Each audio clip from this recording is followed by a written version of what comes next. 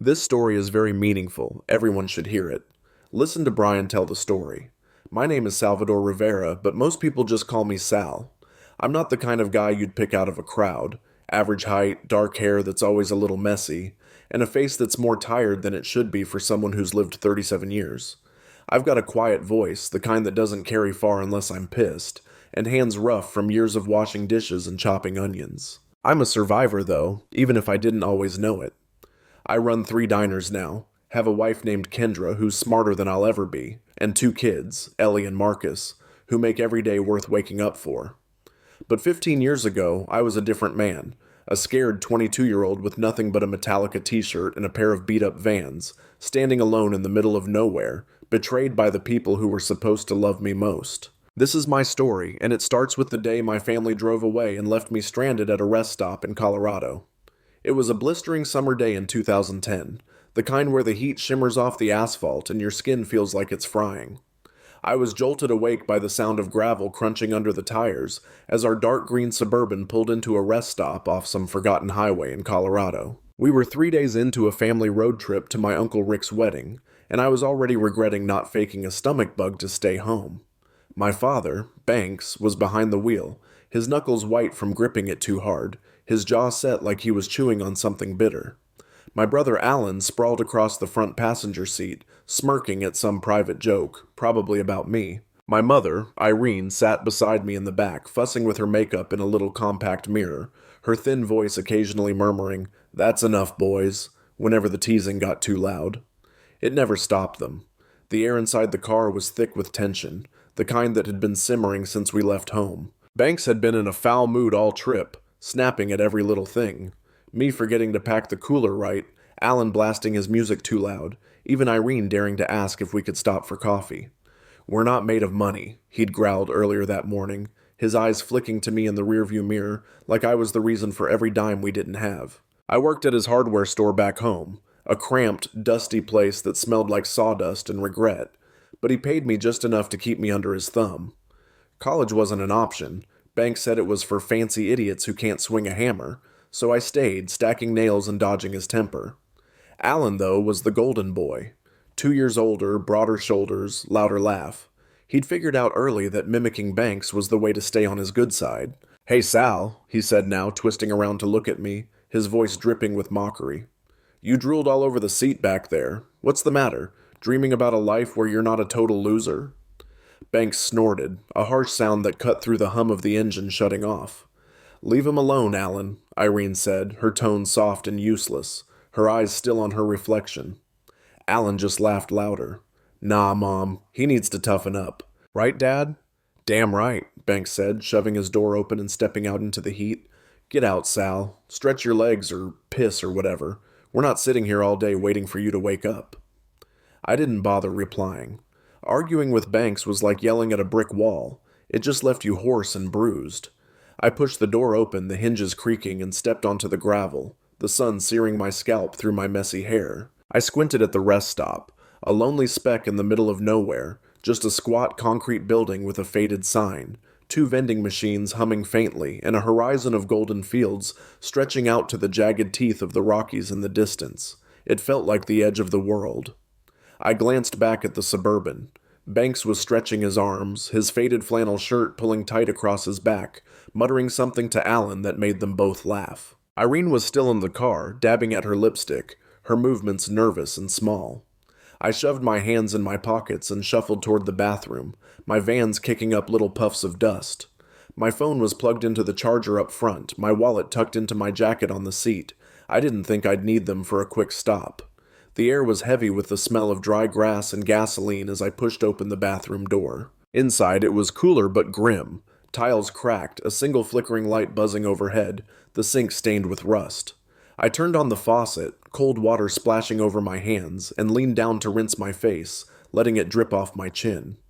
My reflection stared back from the chipped mirror, tired eyes, a faint sunburn starting on my cheeks, the Metallica shirt clinging to my sweaty chest. I looked like someone who didn't belong anywhere, and maybe I didn't. I lingered there, taking slow breaths, trying to shake the weight of the last 3 days. The constant jabs, the way Banks would slam the brakes just to jolt me awake, Alan's endless taunts about how I'd never amount to shit. 10 minutes, maybe less, and I stepped back outside, blinking against the glare. The parking lot was empty. The Suburban was gone. My stomach lurched, a sharp, sick twist that made my knees wobble. I spun around, scanning the lot, the road, the fields. Nothing. No green SUV, no dust trail, just the faint shimmer of heat rising off the blacktop. They moved it, I muttered to myself, my voice hoarse. It's a joke. They're messing with me. I walked the whole rest stop, peering behind the building, checking the other side where a rusted picnic table sat abandoned. My heart hammered louder with every step, my breath catching as the truth clawed its way up my throat. They hadn't moved it. They'd left me. I sank onto the curb, the concrete hot against my thighs, and stared at the spot where the car had been. My mind raced. Part of me wanted to believe they'd be back, tires screeching, Alan leaning out the window yelling, "Gotcha, dumbass!" But the minutes dragged on, 5, 10, 20, and the silence grew heavier. The sun beat down, sweat trickling down my spine, and I felt small, exposed, like a kid lost in a store with no one coming to find him. A pickup rattled into the lot, and a guy climbed out, big, bearded, wearing a plaid shirt and a trucker hat. Hank, his name tag said. He glanced my way as he headed for the vending machines. "You okay, kid?" he called, his voice gravelly but warm. I forced a smile, my lips dry. "Yeah, just waiting for my girlfriend. She's in the bathroom." He frowned, his eyes flicking to the empty lot, then nodded. "Hot as hell out here." "Here." He dug into a cooler in his truck bed and tossed me a bottle of water, the plastic cold and slick with condensation. "Don't fry, all right?" I caught it, my hands trembling slightly. "Thanks," I said, watching him grab a Coke and lumber back to his rig. The engine roared and he was gone, leaving me alone again with that sinking feeling spreading through my chest. An hour passed, then 2, and a few more cars rolled through. Families, a biker with a loud Harley, an old couple who didn't even glance at me. I sat there, the water bottle warming in my grip, my mind a tangle of anger and fear. I pictured them driving away, Alan howling with laughter, Banks saying, "He'll figure it out or he won't. His problem." Irene twisting her hands but staying quiet. It wasn't just a prank, it was a message. You're nothing to us. The realization hit like a punch, knocking the air out of me, but beneath it something else stirred. Rage, raw and unfamiliar. I was about to give up, to start walking down that endless highway, when a minivan pulled in. A woman stepped out, mid-30s, ponytail swinging as she wrangled 2 kids, a boy about 5 and a girl maybe 3, out of the back. She looked exhausted, her t-shirt stained with juice, but her eyes were sharp when they landed on me. I stood brushing dust off my jeans and approached her. "Excuse me, ma'am," I said, my voice cracking. "Can I borrow your phone? My family had an emergency and had to leave. I need to call someone." She hesitated, clutching her keys, her gaze darting to her kids. "Please," I added, hating how desperate I sounded. "I'm not trouble." She sighed, pulling a flip phone from her purse. "Fine, but make it fast. I'm Lisa, by the way." I nodded, my fingers fumbling as I dialed information and scribbled down the number for a shelter in Grand Junction on a scrap of napkin she handed me. Then I took a chance. "Look, I know it's a lot, but could you give me a ride into town? It's 40 miles. They're sending someone for me later." Lisa's mouth tightened, but her son piped up. "Mommy, he looks sad." She shot him a look, then back at me. "You're not a creep, are you?" I shook my head. "No, ma'am, just stuck." She rubbed her temple. "Get in, but you sit up front, and if you try anything, I've got pepper spray." The ride was awkward, but a lifeline. Her kids chattered about dinosaurs while Lisa kept one hand on the wheel, the other near her purse. "So what kind of emergency leaves you stranded?" she asked, her tone skeptical. I stared out the window at the passing fields, the kind where they don't come back. She didn't push, just drove, and when we hit Grand Junction, she dropped me off near a gas station. "Good luck, kid," she said, and I watched her van disappear, feeling a strange mix of gratitude and loneliness. The shelter was a squat brick building, the air inside thick with the smell of sweat and disinfectant. A guy at the desk, Dave, short and stocky with a buzz cut, looked me over. "Name and story," he said, sliding me a clipboard. "Salvador Rivera. Family ditched me at a rest stop. No ID, no money, no phone." He didn't flinch. "Tough break. You here to cry or fight?" I met his eyes. "Fight," he smirked. "Good. Bed's over there, computer's in the corner. Figure it out." I sat at that ancient PC, the keys sticky, and started digging. I found Uncle Rick's address, thought about showing up at the wedding to demand answers. But then I stopped. Why beg for scraps from people who'd tossed me away? I opened a new email account, searched for ID replacement services, and typed Cash Jobs Grand Junction into Google. 2 days later, I walked into Sonny's Diner, a small place with red booths and a jukebox playing old rock. Geraldine, the owner, was wiping the counter, gray hair with purple streaks, tattoos curling up her arms, eyes like she'd seen it all. "I need work," I said. "Wallet's gone, but I'll do anything." She sized me up. "Dishwasher bailed yesterday. You steal, you're dead. Start now." I nodded, stepped into the kitchen, and let the clang of dishes drown out the ache in my chest. A week in, I'd saved enough for a cheap phone. I was scrubbing a greasy pan when it rang. Unknown number. I answered, and Irene's voice came through, shaky and small. "Sal, where are you? We've been so worried. It was a joke. We waited 20 minutes, came back, and you were gone." Banks shouted in the background, "Tell him to quit the drama and get to Rick's." Alan laughed. "He's probably crying somewhere." I gripped the phone, my knuckles white. "You wanted to see if I could survive," I said, my voice hard. "Watch me." I hung up, blocked them, and changed my number the next day. I wasn't their toy anymore. Life crept forward. I worked doubles at Sonny's, slept at the shelter, wore donated clothes that didn't quite fit. Dave helped me get a new ID, grumbling the whole time but sticking with me. Then one night, a guy came into the diner, tall, skinny, with a mop of red hair and a nervous twitch. His name was Tommy, a drifter who'd washed up in Grand Junction after a stint in jail. "Heard you're hiring," he said, his voice low. Geraldine glanced at me. "We're not, but Sal could use a hand. You good with pots?" Tommy nodded, and we became a team, him scrubbing beside me, quiet but quick with a dark joke when the nights got long. 5 years later, I was assistant manager at Sonny's, living in a studio that smelled like laundry detergent. I met Kendra. She'd sit at the counter, studying, her Denver omelet cooling as she zoned out. One day, she looked up, squinted at my name tag, and said, "Salvador? They spelled it wrong." I grinned. "Nah, you just read it wrong." It became our thing, and soon we were dating, then married, then parents to Ellie and Marcus. But the past wasn't done with me. Those 5 years didn't come easy. Back at Sonny's, I'd clawed my way up from dishwasher to prep cook, then assistant manager. Every promotion a fight against the voice in my head, Banks' voice, telling me I'd never be more than a screw-up. Geraldine saw something in me, though. She'd bark orders with that gravelly voice of hers, but sometimes she'd linger in the kitchen, watching me chop onions with a flicker of pride in her sharp blue eyes. "You've got steady hands, kid," she said once, flour dusting her tattooed forearms as she kneaded dough. "Don't let anyone tell you different." It was the first compliment I'd held on to in years, and I carried it like a shield. My studio was a shoebox above a laundromat on Cedar Street, the hum of dryers a constant lullaby through the thin walls. It wasn't much, peeling paint, a mattress on the floor, a hot plate I used to cook ramen, but it was mine. I'd sit on the fire escape some nights, the cool metal pressing into my back, staring at the stars over Grand Junction and wondering how I'd gotten there. Tommy, the red-headed drifter who'd started washing dishes with me, would show up sometimes, a six-pack of cheap beer in hand. "You're too quiet, Sal," he'd say, cracking one open and passing it to me. "Makes me nervous. What's rattling around in that head?" I'd shrug. "Just glad I'm not where I was." He'd laugh, a short, bitter sound. "Amen to that, brother."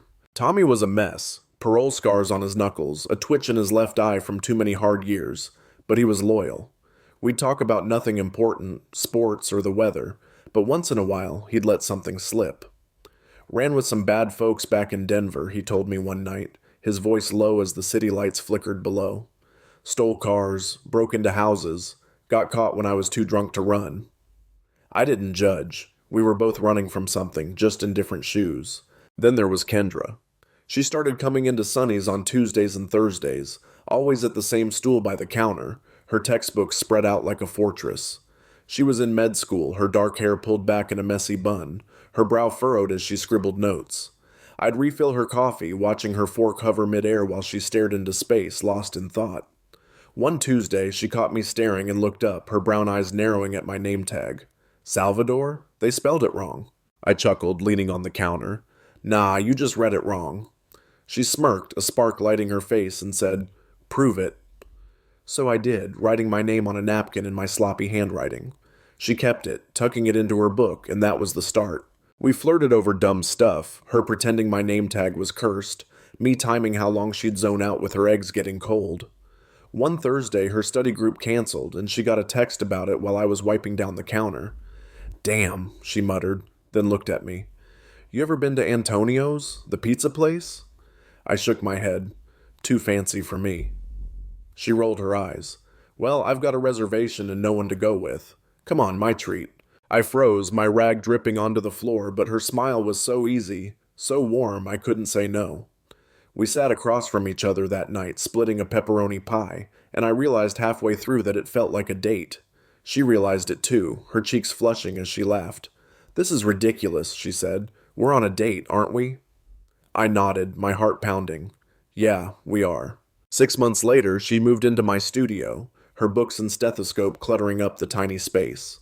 A year after that, we got a bigger place, a one-bedroom with a leaky faucet, but windows that let in real light. We married in a state park, just us, her big, noisy family, and a few stragglers like Tommy and Geraldine.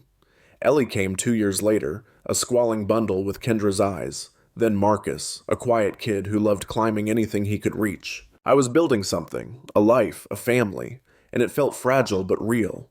Like a house of cards I was terrified to knock over. But the past has a way of creeping back. It started small. Alan's DUI mugshot popping up on a fake Facebook account I'd made to keep tabs on them. He'd wrapped his car around a pole, no one hurt but the pole, and I felt a grim satisfaction seeing his smug high school football photo next to that bleary-eyed arrest shot. Banks's hardware store was tanking too, a Home Depot eating up his business, his posts on local pages growing shrill and mean. Irene's feed was all throwback pics of her boys, Alan tagged but never me, like I'd been erased. I'd check it less and less, trying to let it go, but it was like a scab I couldn't stop picking. Then one day, 5 years after the rest stop, I was at Sunny's East, the second location Geraldine had opened with me running it, when Maya, our new hostess, stuck her head into the kitchen. Sal, there's a family out front asking for you. She was young, barely 20, with a nervous habit of twisting her ponytail when she talked. I wiped my hands on my apron, my stomach tightening. Kendra's folks? I asked, hoping it was her dad with his terrible jokes. Maya shook her head. Nope. Older guy, kinda scary looking, with a lady and 2 others. They knew your name. I walked out, the chatter of the lunch crowd fading as I saw them. Banks stood there, grayer and smaller than I remembered, his shoulders slumped under a worn jacket. Irene was beside him, her face pinched, her hair dyed a harsh brown that didn't suit her. Alan loomed next to them, broader but softer, his eyes darting around like he owned the place. A young woman, Poppy, I'd learn later, hung back, her arms crossed, looking like she'd rather be anywhere else. My throat closed up, my hands clenching at my sides. They'd found me. Banks spoke first, his voice rougher but still commanding. Salvador, that you? I nodded, unable to find words. Irene's eyes welled up. Oh, Sal, we've been so worried. I called your old number 107 times. I counted. Alan forced a grin, stepping forward. Hey, bro, long time, huh? Nice setup you got here. I saw Banks' gaze sweep the diner, calculating, always calculating. Poppy just watched, her expression unreadable. How'd you find me? I managed, my voice low. Irene sniffled. A magazine. Rocky Mountain Rising. 10 local success stories. My friend Janet saw it, sent it to me. Your picture was in it, Sal. I cursed silently. I'd let Geraldine talk me into that stupid article, a sidebar with me grinning in front of Sonny's. I should have known it'd come back to bite me. I didn't know what to say, so I said the dumbest thing. Come to dinner tonight. My place. We'll talk. Banks's face lit up, too eager, and Alan clapped me on the shoulder like we were buddies. Sweet, man. Family reunion. Irene nodded, clutching her purse. Poppy just shrugged. I walked back to the kitchen, my head spinning, and texted Kendra. They're here. Banks, Irene, Alan, dinner tonight. She replied instantly, I've got you. We'll handle it. That afternoon was a blur. I picked Ellie up from dance class, her tutu bouncing as she chattered about pirouettes, and helped Marcus glue macaroni to a poster for preschool show and tell. Kendra cooked beside me, her calm grounding me as we rolled enchiladas. You don't have to do this alone, she said, her hand brushing mine. I want them to see us, I told her. All of us. She nodded, her eyes steady. The doorbell rang at 6, and I nearly dropped the casserole dish. Kendra opened it, and they filed in. Banks scanning my living room, Irene clutching a tissue, Alan swaggering, Poppy trailing behind. Ellie stared, wide-eyed, and Marcus hid behind my leg in his Spider-Man suit. "Who's that, Daddy?" he whispered. I swallowed. "Old friends, bud." Dinner was chaos. Irene kept crying, "You're so big, Salvador," until Marcus whimpered, "Why's she sad?" Banks ate like he hadn't in days, then leaned back. "Family sticks together, Sal. We're in a bind. Medical bills, house trouble. $220,000 would fix it. You've got all this?" He gestured at my home, my life. Alan nodded. "Yeah, man, you're doing good. Help us out." Poppy stayed quiet, picking at her food. I stood, went to my office, and came back with an envelope. I slid it to Banks. A check for $73.50. "This is what I owed you," I said. "A bus ticket home in 2010. That's it." Banks stared, then ripped it up, his face red. "You ungrateful little shit!" Alan lunged, his fist raised, but Kendra was faster. Phone out. "Cops are a call away. Leave." They stormed out, Banks tossing the scraps on my porch, Irene sobbing, Alan glaring. Poppy paused, meeting my eyes. "Sorry," she mouthed, then followed. I shut the door, my legs shaking, but I felt lighter than ever. Kendra hugged me and we cleaned up in silence, the kids asleep. The past was gone, but I wasn't done building. Looking back, I learned something simple but hard won. Family isn't blood. It's the people who stay, who fight for you, who see you when you're invisible. Banks, Irene, Alan. They taught me what I didn't want, and Kendra, Geraldine, even Tommy, showed me what I could have. The best revenge isn't hate or payback. It's living so well they can't stand it, thriving where they thought you'd fall. So here's my ask for you. Whoever's reading this, think about your own story. Who's held you down? Who's lifted you up? Drop a comment, share a piece of your fight, because we're all out here building something one messy, beautiful step at a time. I made it through. You can too.